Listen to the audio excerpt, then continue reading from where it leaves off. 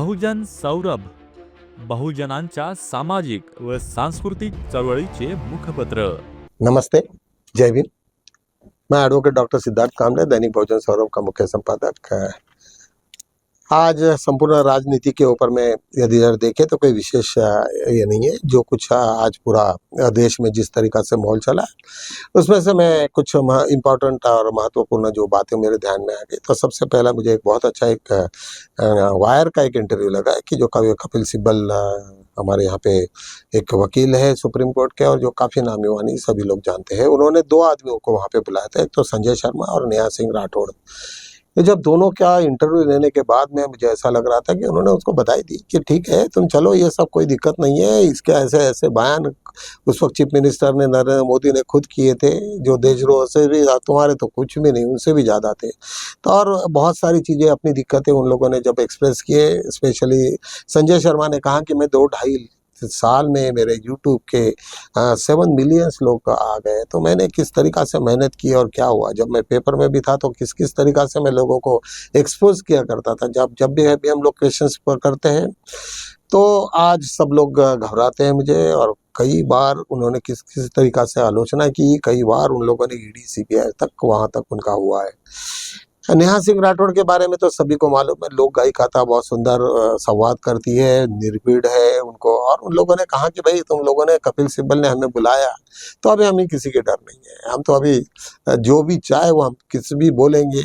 और अभी तक उनको जो चार्जशीट मिली नहीं है, लेकिन मुझे लगता है कि बहुत गंभीर कुछ ये है कि उनके बहकान, उनके बोलने से वो कहते हैं कि पूरा 2 कंट्री के बीच में कुछ वार होगा, या फिर बाद में उसके बहुत अलग अलग मीनिंग्स लोगों ने निकाला है। उसका कोई मतलब नहीं है। जबकि कपिल सिब्बल जैसे लोग वहाँ पे गए हैं, यही नहीं तो एक प्राचा करके हमारे एक मित्र है, काफ़ी सुप्रीम कोर्ट के जज है, उन्होंने कहा कि जिसने वो फ्रेम किए, जो चार्जेस फ्रेम किए, उसी को हम लोगों ने, उसके ऊपर में FIR हो सकता है कि तुमने कौन से चार्जेस लगाए और कैसे लगाए, उसका क्या प्रमाण है। मित्रों देखो, मुझे एक थोड़ा सा याद आता है कि जब मैंने रिटायरमेंट के बाद में मैं जब प्रैक्टिस में लगा तो एक CBI का मैटर मेरे पास में था। CBI मतलब एक क्रिमिनल मैटर्स मैं हैंडल कर रहा था, भोपाल का मैटर था। मैं हर वक्त वहाँ पे जाया करता था और मेरा बहुत सारा कुछ नॉलेज भी नहीं था उस मामले में, क्योंकि मैं सर्विस में था तो मुझे ज़्यादा एक्सपोजर नहीं था। तो निश्चित रूप से मैं रोज़ उसको किताब को पढ़ता था और अंडरलाइन करके मैं रोज़ एक एप्लीकेशंस बनाता था, 2 एप्लीकेशंस, 3 एप्लीकेशन, और जिसमें एप्लीकेशंस ये कि CBI के इन्होंने ये क्यों नहीं किए, वो क्यों नहीं किया, उसमें क्या हुआ, उन्होंने ऐसा क्यों किया, उन्होंने वैसा क्यों किया। करीबन मेरे ख्याल से 12 या 13 एप्लीकेशंस मेरी संपूर्ण लगी थी। जजेस परेशान थे, CBI के लोग परेशान हो गए थे, क्योंकि वो एक पुख्ता सबूत तुम लोगों के सामने में बनता है। और मैंने जब जितना सारा, जब उसको पूरा सिविल पैटर्न में मैंने उसको ले आया था, वो आने के बाद में निश्चित रूप से CBI के लोग और जजेस को भी बहुत ज़्यादा ये हुआ। और उन सब लोगों ने फिर के बीच में काफ़ी, एक दिन जब मैं नहीं था, उन्होंने कहा कि भाई वो हम तो लोग रह नहीं रहेंगे, डॉक्टर कामले को इन्फॉर्म करो। और उसी दिन जिस दिन मैं एब्सेंट था, उस दिन पूरे 13 को 13 भी उन्होंने उसके ऊपर में ऑर्डर किए। मैं सोच रहा था कि हाई कोर्ट में जाऊं, लेकिन ऐसा नहीं हुआ। कहने का मतलब ये है कि जब भी कभी पुलिस भी तुम लोगों के ऊपर में जब FIR करती है, तो यदि यार गलत FIR है तो हम लोग उसके अगेंस्ट में भी, पुलिस के अगेंस्ट में भी हम FIR कर सकते हैं। ये प्राविधान है।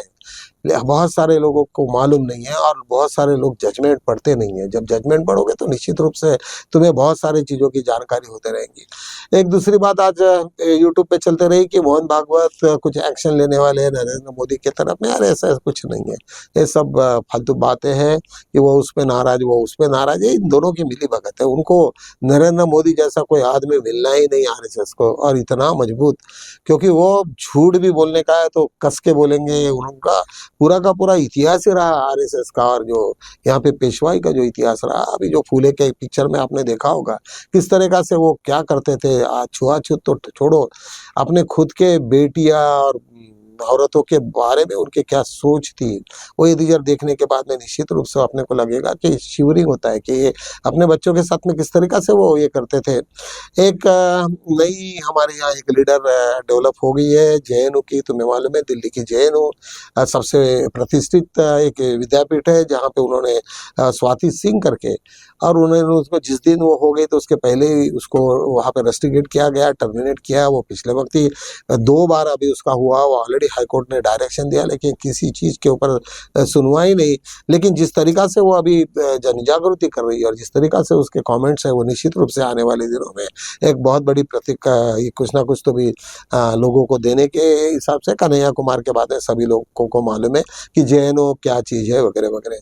मित्रों, मुझे एक बात लगता है, एक बात की मुझे बड़ी खंत होती है कि डॉक्टर बाबा साहेब आम्बेडकर ने हर चीज़, हर महात्मा फुले, भगवान बुद्ध ने इतनी चीज़ें तुम लोगों के सामने दी है, लेकिन जिस तरीका से हम लोगों का जिस डेवलपमेंट होना चाहिए, जिस तरीका से हमारे यूट्यूब्स होने चाहिए, हमारे जितने कमेंट्स होने चाहिए, जितना लिखान होना चाहिए, वो उतना नहीं है। आज हम लोग दैनिक बहुजन सौरभ चलाते हैं, मेरे पास में करीबन 100-150 लोग हैं, लेकिन जो कुछ क्वालिटी के लिखने वाले केवल 10 या 15% ही, 10% 15% हो गए, लेकिन बाकी लोग तो बहुत ऐसे ही लिख लेते हैं। तो मुझे लगता है कि हम लोगों ने अभी तुम्हारे सामने में डॉक्टर बाबा साहेब आम्बेडकर ने इतना सारा लिटरेचर रखा, इतनी सारा नॉलेज रखा, इतनी सारी तुम्हारे यहाँ फैसिलिटीज अवेलेबल है। शायद मुझे ऐसा लगता है कि हम लोगों को जो पहली पीढ़ी थी हमारी बाबा साहब के बाद में, कि उन लोगों ने कम से कम छोटे मोटे काम अच्छे सरकारी नौकरी में रह के अपने बच्चों की तरफ में काफ़ी ज़्यादा ध्यान दिया।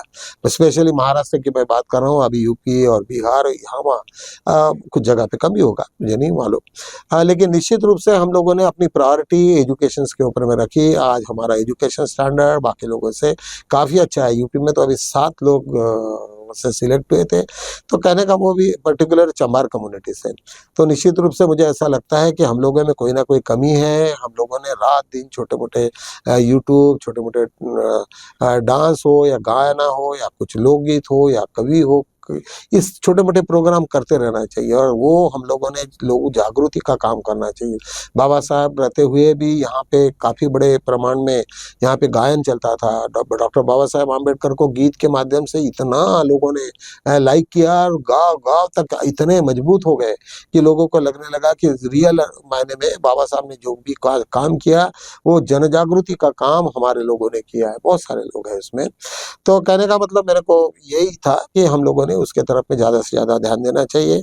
एक ओबीसी के भी लोग हैं, तुम्हें तो मालूम है कि बाबा साहब की जब थे ही उसी वक्त ओबीसी का सेंसस बाकी था, SC/ST का सेंसस था। उसके आधार पर हमने ये किए। बाद में फिर मंडल काका कालेलकर आयोग आया था, ये तो सब आपको मालूम है। काका कालेलकर का आयोग सुप्रीम अपना पार्लियामेंट ने उसको ये कर दिया, ठुस कर दिया, और उन्होंने कहा कि भाई सब कुछ लिखा है, लेकिन चेयरमैन ने लिखा है कि आई एम नॉट कन्विंस, और मैं ये सब चीज़ों से एग्री नहीं हूँ करके उन्होंने सबका। बाद में फिर मंडल कमीशन बैठा, मंडल कमीशन का माननीय कांशीराम ने जिस तरीका से उसका ये किया, और ओबीसी की निर्मित हुई, और ओबीसी का फिर कास्ट सेंसस हुआ। अभी भी कास्ट सेंसस जब तक नहीं होता तब तक हम लोग सही मायने में ये नहीं करेंगे। आज क्या हुआ कि 85% जहाँ कम्युनिटीज़ है, और जहाँ पे 10, 15 और 20% कम्युनिटी है, उन लोगों ने 90% पोस्ट उन लोगों ने हासिल किए। राहुल गांधी की वही एक खंत है कि भाई हम लोगों का इतना बड़ा कंट्रीब्यूशन है, इतने ओबीसी, SC/ST, ओबीसी माइनॉरिटी, लेकिन उनका रिप्रेजेंटेशन केवल 10 और 12-15% है। वो बहुत ही गलत है। इसी तरीका से वो सब लोग अपने लगे हैं। हम ये सब देखते हैं कि राहुल गांधी की जो पूरी लाइन है वो हमें थोड़ी सी यूजफुल लग रही है, काफ़ी लोगों को प्रभावित करने वाली है, और निश्चित रूप से हम लोग आने वाले दिनों में हम लोग निश्चित रूप से हम ये सरकार को पलटते हुए देखेंगे। इन्हीं शब्दों के साथ में मैं यहाँ रुकता हूँ, और एक आखिरी की अपील ये है कि बुद्ध पूर्णिमा के दिन लिए हम लोगों ने स्पेशल एक हमारी सप्लीमेंट्री निकलती है दैनिक बहुजन सौरभ की, मराठी का होता है। तो जिन जिन लोगों को भी कुछ छोटी मोटी न्यूज़ देनी है, जाहिरात देनी है, तो निश्चित रूप से आप हमें भेजें और हमें सहकार्य करें। इन्हीं शब्दों के साथ में यही विराम लेता हूँ। जय भीम।